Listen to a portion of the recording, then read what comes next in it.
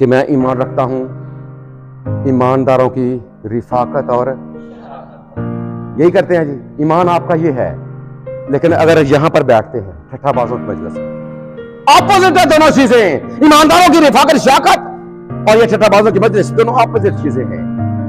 इनसे मना किया जा रहा है और जिनकी जानब खुदा का पाक कलाम आपको लेकर आ रहा है। अगर आप उन चीजों का इंतखाब कर लेंगे, इन तीनों चीजों पर गौर करते रहेंगे और इन तीनों असूलों को अपनी जिंदगी में अपना लेंगे तो गारंटी पाक कलाम की है, फिर आप वो इशारा मुबारक है वो, और फिर इस वो का जो इशारा ये आपकी जानब होगा कि हाँ मेरा ये बेटा भी मुबारक है, मेरी ये बेटी भी मुबारक है, क्योंकि ये शरीरों की सलाह पर नहीं चलता, क्योंकि ये खताकारों की राह में खड़ा नहीं होता, क्योंकि ये नहीं बैठता। क्या हमारे बारे में कहा जा सकता है?